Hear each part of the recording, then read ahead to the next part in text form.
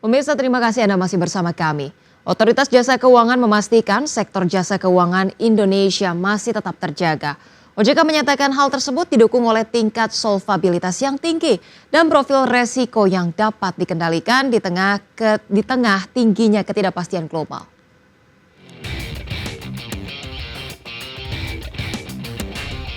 Otoritas Jasa Keuangan menilai sektor jasa keuangan Indonesia masih terjaga stabil di tengah kondisi global yang tidak pasti.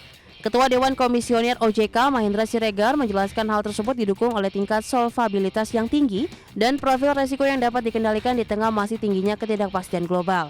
Adapun dalam rangka menjaga stabilitas sistem keuangan, OJK menekankan pentingnya penerapan prinsip kehati-hatian dan manajemen resiko yang selaras dengan standar internasional. Konferensi pers ini yang merupakan laporan dari rapat Dewan Komisioner bulanan OJK yang dilakukan pada bulan ini tanggal 3 Juli 2024 yang menilai sektor jasa keuangan terjaga stabil dan kontributif terhadap pertumbuhan nasional, didukung oleh tingkat solvabilitas yang tinggi dan profil risiko yang manageable di tengah masih tingginya ketidakpastian global. Perekonomian global secara umum menunjukkan pelemahan. Dari sisi perekonomian, OJK mengungkapkan perekonomian global secara umum menunjukkan pelemahan dengan data perekonomian Amerika Serikat tercatat lebih rendah dari ekspektasi. Sedangkan untuk perekonomian domestik, OJK menyatakan terjadi pemulihan permintaan pasar yang terus berlanjut meskipun cenderung masih lambat. Tim Liputan, IDX Channel. Pemirsa, rapat Dewan Komisioner OJK periode Juni 2024 memastikan sektor jasa keuangan nasional terjaga stabil dan kontributif terhadap pertumbuhan nasional. OJK juga melaporkan asesmen terkait dengan perekonomian. OJK melaporkan perekonomian global secara umum menunjukkan pelemahan dengan data perekonomian Amerika Serikat tercatat lebih rendah dari ekspektasi di tengah inflasi yang masih melekat kuat di perekonomian Amerika Serikat. Pasar tenaga kerja Amerika juga terus termodernisasi dan kondisi rumah tangga mereka cenderung melemah, khususnya di segmen menengah bawah. Nah, melihat kondisi tersebut, pemirsa, pasar menaikkan ekspektasi pemangkasan Fed Fund Rate sebanyak 2 kali di tahun 2024, di mana hal ini lebih tinggi dari guidance The Fed yang sebanyak 1 kali. Sementara di Eropa, pemirsa, perekonomian tengah menghadapi tantangan stagnansi pertumbuhan dan juga tekanan fiskal. Meski inflasi kembali meningkat, Bank Sentral Eropa memutuskan untuk lebih mendorong pertumbuhan dan mengakhiri siklus pengetatan kebijakan moneter dengan menurunkan suku bunga acuannya sebesar 25 basis poin menjadi 3,75%. Demikian juga di China, decoupling demand dan supply ini masih terus berlangsung di tengah adanya stimulus agresif yang dilakukan oleh otoritas moneter dan fiskal. Sedangkan pemirsa, pada perekonomian domestik, terjadi pemulihan permintaan masyarakat yang terus berlanjut meskipun cenderung masih lambat. Inflasi inti juga relatif stabil dengan pertumbuhan uang beredar yang meningkat, mengindikasikan potensi berlanjutnya penguatan permintaan ke depan.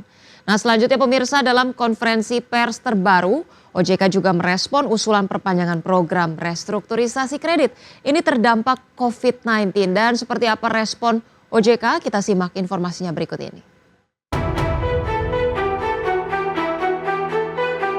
Otoritas Jasa Keuangan merespon permintaan Presiden Joko Widodo agar restrukturisasi kredit terdampak COVID-19 diperpanjang hingga 2025. Restrukturisasi yang diberikan sejak 2020 tersebut sebenarnya sudah berakhir pada 31 Maret 2024. Adapun sebelumnya OJK menegaskan dalam pengambilan putusan untuk pengakhiran restrukturisasi kredit terdampak pandemi tersebut, OJK sudah menghitung segi kecukupan modal, pencadangkan CKPN dan memastikan tidak mengganggu likuiditas dan kapasitas untuk pertumbuhan kredit perbankan. Jadi dapat saya sampaikan begini ya. Pertama tentu pada saat OJK menetapkan pengakhiran kebijakan relaksasi terhadap kredit yang terpengaruh oleh pandemi COVID-19, maka juga dihitung seberapa besar istilahnya luka lebam ya, atau scarring effect dari pandemi itu ya terhadap kondisi perbankan dan juga perkembangan di perekonomian secara menyeluruh. Sementara itu terkait nilai restrukturisasi, OJK mengungkapkan bahwa nilai restrukturisasi kredit COVID-19 pada Mei 2024 mencapai 192,52 triliun rupiah. Nilai restrukturisasi tersebut turun signifikan dibandingkan puncak pandemi COVID-19 di tahun 2020 sebesar 820 triliun rupiah. Tim Liputan, IDEX Channel.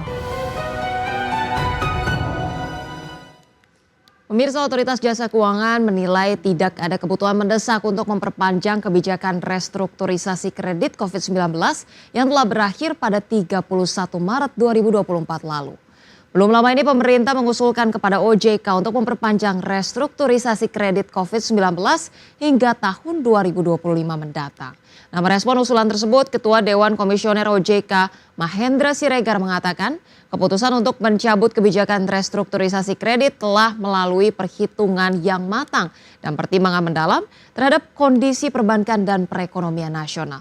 Salah satunya yakni pencadangan perbankan yang memadai dengan coverage ratio sebesar 33,84% per Mei 2024. Sehingga dalam hal ini OJK menilai hal ini menunjukkan bahwa perbankan secara umum telah menerapkan manajemen resiko dan kehati-hatian yang baik dalam pengelolaan kredit. Pertimbangan lainnya, OJK juga melihat kinerja yang baik dari perbankan didukung oleh permodalan yang kuat. Lebih lanjut, pemirsa, OJK mengungkapkan saat ini posisi NPL gross UMKM pada bulan Mei 2024 ini tercatat stabil, yaitu sebesar 4,27%, naik tipis dari bulan April 2024 dari level 4,26%. Sejalan dengan penurunan loan at risk total kredit UMKM ini menjadi sebesar 13,83%, dan dari sektor perbankan kita bergeser, pemirsa, ke sektor pasar modal, di mana OJK ini juga memberikan tanggapan terkait dugaan kasus aktivitas keuangan ilegal yang melibatkan influencer saham. Dan lantas seperti apa sikap OJK terkait hal ini? Berikut kami hadirkan informasinya untuk Anda.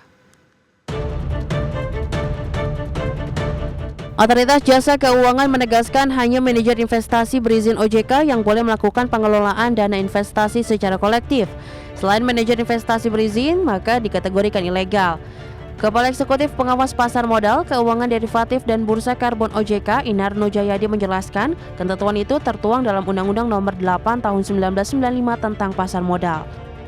Pengelola dana dan atau efek dalam bentuk pengelolaan investasi yang dilakukan oleh oknum yang tidak berizin itu merupakan pelanggaran, baik itu Undang-Undang Nomor 8 Tahun 95 tentang pasar modal, dan juga yang terbaru telah diubah melalui Undang-Undang Nomor 4 Tahun 2023 tentang pengembangan dan penguatan sektor keuangan yang menyebutkan bahwa pihak yang dapat melakukan pengelolaan portfolio efek, portfolio investasi kolektif dan atau portfolio investasi lainnya untuk kepentingan sekelompok nasabah atau nasabah individual,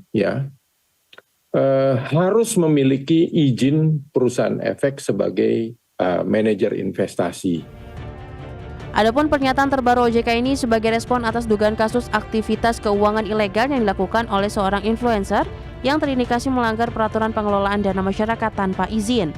Dalam kasus tersebut, perkiraan dana investasi masyarakat yang dikelola tak tanggung-tanggung mencapai 96 miliar rupiah. Terkait kasus ini, OJK pun telah memanggil influencer terkait untuk dapat memberikan keterangan dan klarifikasi. Tim Liputan, IDEX Channel.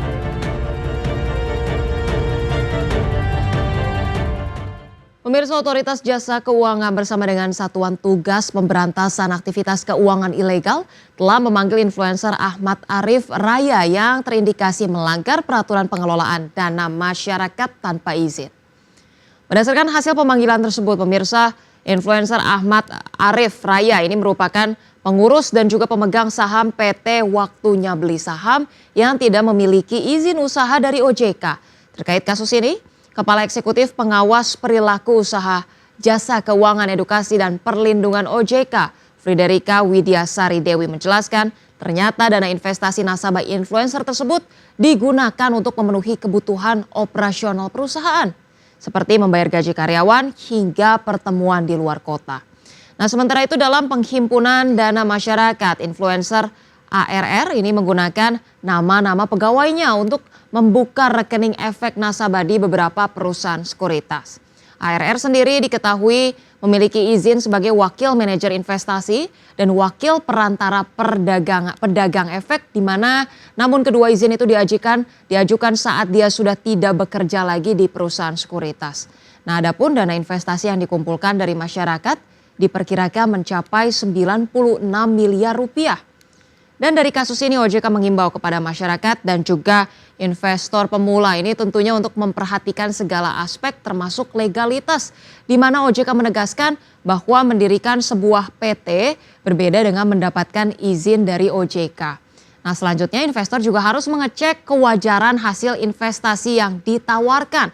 Apalagi ada pihak yang menawarkan imbal hasil yang fantastis melebihi perusahaan jasa keuangan pada umumnya. Yang jelas pemirsa, Indonesia tentunya memiliki aturan yang jelas mengenai pengelolaan dana investasi, di mana pengelolaan dana yang tidak berizin secara jelas tadi tentunya merupakan pelanggaran, dan OJK tentunya kita juga mendorong agar terus mengembangkan penguatan lembaga manajer investasi ini dan kedepannya tidak ada kasus-kasus demikian terjadi lagi. Dan pemirsa, kita cukupkan informasi di segmen kali ini. Pastikan Anda masih bersama kami dalam IDX First Session Closing selengkapnya.